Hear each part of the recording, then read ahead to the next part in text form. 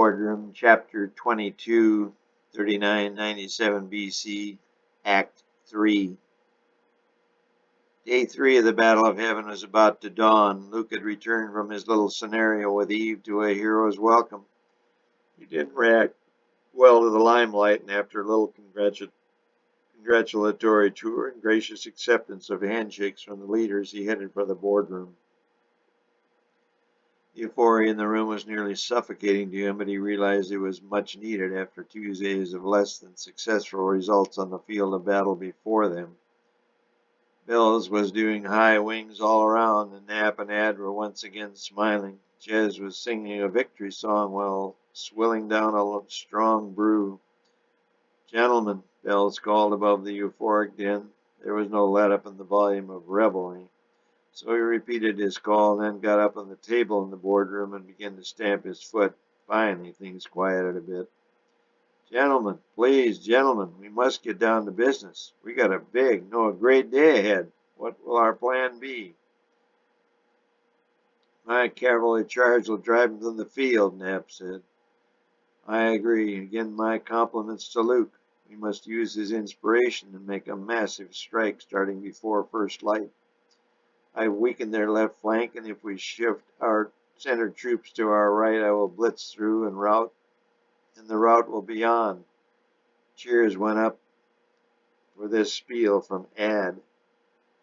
"Great ideas, but you and Knapp have had your chance. Now, as your commander-in-chief, I think our center has the finest troops, and it's our time to shine.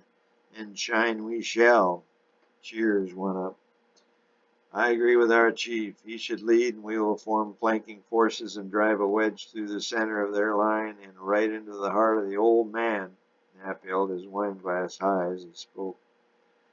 "Gentlemen, I agree. Let's sit down and work out the details." He turned to look at Luke, who was not smiling, not drinking, and not talking. He just sat there staring out the window in the black night and nervously tapped the glass tabletop with his long-nailed fingers. "What do you think, buddy? You were magnificent today. You think the central blitz is the way to go?" Luke shrugged and kept tapping. "You're the hero today. We need your input on this," Bell said. Luke kept tapping, but did turn and stare up at his general. After a minute he said softly, "To get weak-minded humans over on our side is one thing, but to convince highly intelligent beings like Gabe and the others on the other side of the battlefield is another." "But Adam and Eve are smart. They are God's extensions." "Yes, maybe. Eve's a woman with needs, and she bought in, but Adam clearly did not buy in. He just followed her lead out of love." Jez overheard and walked over to Luke and swung her left wing at him. She caught him on the jaw and knocked him flat on the floor. "You think women are weak, eh?"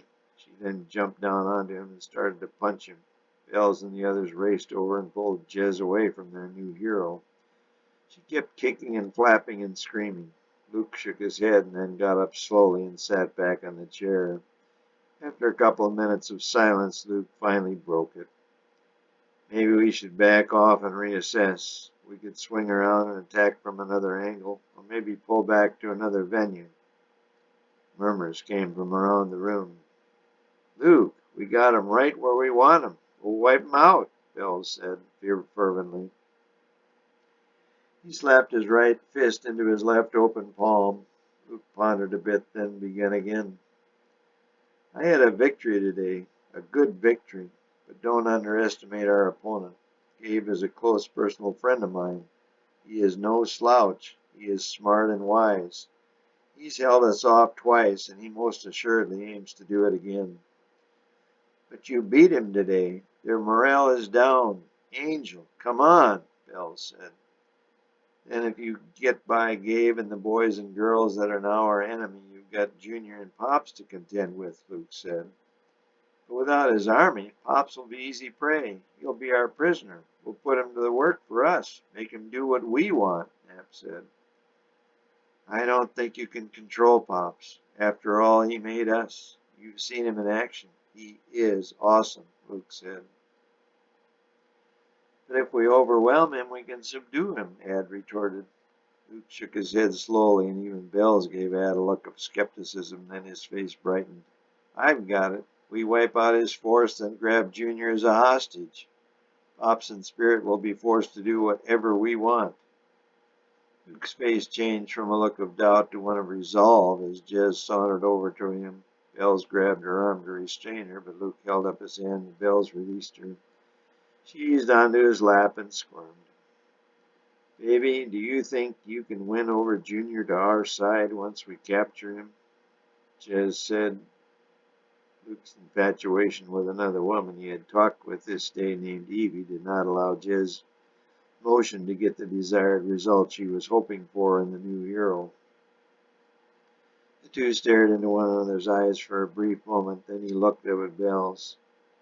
General, whatever plan you choose tomorrow, you must believe in it fully.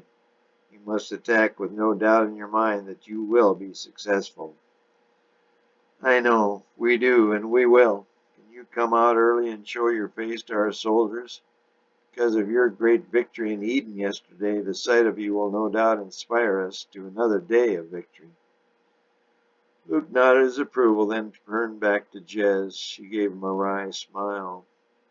You can't beat love, baby. In the opposite camp, things were very different.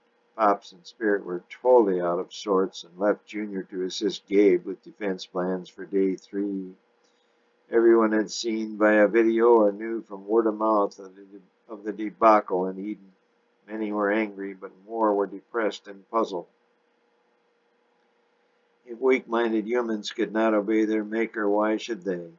Angels considered these two human akin to animals, obedient to the master, and of no real consequence in the grand scheme of things. Today had proved to most of them that their thinking was correct, but to some there was concern. A third of their own kind had rebelled, and now half of these humans had in effect done the same thing.